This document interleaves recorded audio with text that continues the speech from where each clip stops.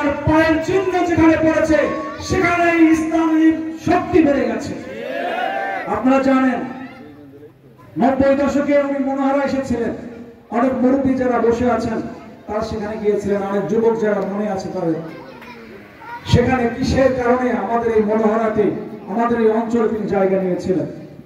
এখানকার মানুষ ষড়জুলুম ষড়নির্যাতনে ভয় পায় নাই, শাসকের রক্ত চক্ষুকে উপেক্ষা করে তারা ঘোষণা দিয়েছিল আল্লামা দিলওয়ার হোসেন সাইদুল জালসা আমাদের এলাকায় হবে।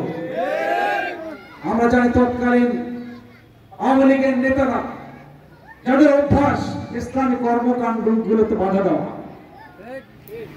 এটা তাদের পৈতৃক ইতিহাস।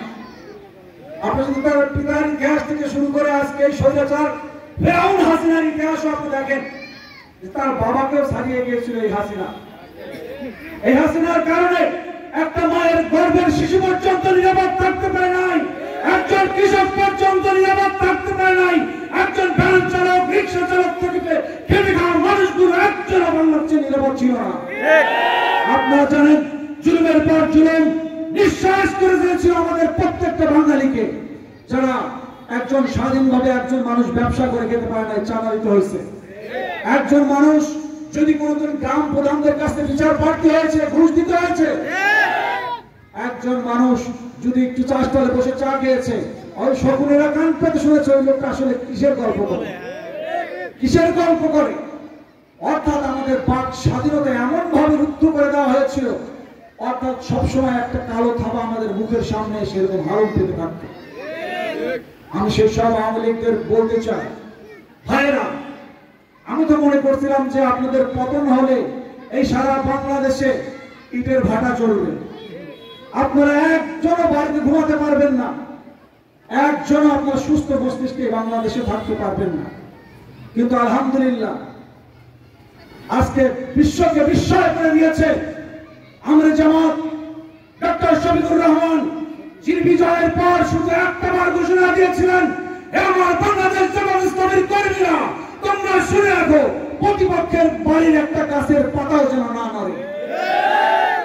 বাংলাদেশ দেখেছে, নতুন প্রজন্ম দেখেছে, আমির জামাতের একটা মাত্র নির্দেশে সারা বাংলাদেশ স্টপ হয়ে গেল।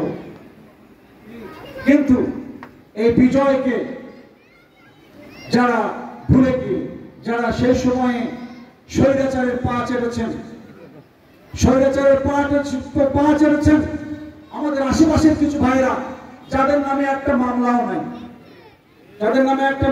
নাই, একটা অভিযোগও নাই, মূলত তাদের সাথে তলে তলে আঘাত করেছেন আওয়ামী লীগের সাথে, সেই সব ভাইরা আজকে বিভিন্ন দলের পরিচয়ে, বিভিন্ন দলের ফেস্টুনে আপনারা কি করছেন? সাধারণ মানুষের বাড়িতে আপনারা লুণ্ঠন করছেন, আপনারা সাধারণ মানুষের বাড়িতে অগ্নিসংযোগ করেছেন। আপনাদেরকে একটাও দেখাতে পারবেন প্রথম দিনের দু একটা বিচ্ছিন্ন ঘটনা ছাড়া কোন জামাত নেতার নির্দেশে কোন একটা জায়গায় কোনো অন্যায় হয়েছে না। এইটাই জামাত ইসলাম। সম্মানিত উপস্থিতি, আল্লামা দিলওয়ার হোসেন সাইদি একটি ইতিহাসের নাম, বিশ্ববর্ণ মুফাসসির কোরআন, যিনি শুধু বাংলাদেশের নয় সারা বিশ্বের হৃদয়ের স্পন্দন। বাংলাদেশের একমাত্র ব্যক্তি যিনি কাবা শরীফের মধ্যে যায় ইবাদত করতে পেরেছিলেন। এই আওয়ামী ফ্যাসিস্ট সরকার কি করেছে? তাকে অন্যায়ভাবে মিথ্যা মামলা দিয়ে, মিথ্যা সাক্ষী জারি করে, মিথ্যা সাক্ষীকে দাঁড় করিয়ে, বানোয়াট সাক্ষীকে দাঁড় করিয়ে তাকে ফাঁসির কাস্টে ঝুলানোর মতো ষড়যন্ত্র করেছিল। বাংলার মানুষ মানতে পারে নাই। একদিনে 173 জন মানুষ বুকের তাজা রক্ত ঢেলে দিয়ে বলেছিল, আমাদের যত প্রাণ তোমরা ছড়াও, আল্লামা সাইদির গলায় ফাঁসির ঝড় ঝুলবে না। বাঙালি মানুষ কতটা ভালোবাসতে পারে এ পর্যন্ত বিশ্বের ইতিহাসও নাই। এই আধুনিক বিশ্বের ইতিহাসে একজন নেতার জন্য 173 জন মানুষ জীবন দিচ্ছে, এরকম ইতিহাস আছে কি?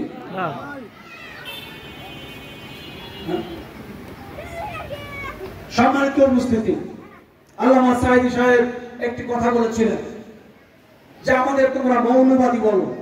মনে আছে সেই ওয়াজের কথা? আমাদের তোমরা মৌলবাদী বলো, আমরা মৌলবাদী। তোমরা থাকো কোথায়? আগাবাদী। মনে রাখবা, এই বাংলাদেশের ছাত্র জনতা একদিন যুক্ত হয়ে, একসাথে হয়ে এই ঘোড়া ধরে ঝাঁকি দিবে, তোমরা মামু বাড়ি দিল্লি গিয়ে পড়বা, ঠিক না? আজকে আপনারা দেখতে পেয়েছেন ফ্যাসিস্ট এই দুঃশাসনের মহারানী ডাইনি হাসিনা এমন ভাবে এই বাংলাদেশ থেকে বিদায় নিয়েছে, নিজের এলো চুলটাও বাঁধতে পারে না, নিজের জামা কাপড় নিছে কিনা আল্লাহ জানে। মানুষজন ঘৃণায় থুতু ফেলছে, হাজারো নেতা কর্মীকে আপনি দেখে গেলেন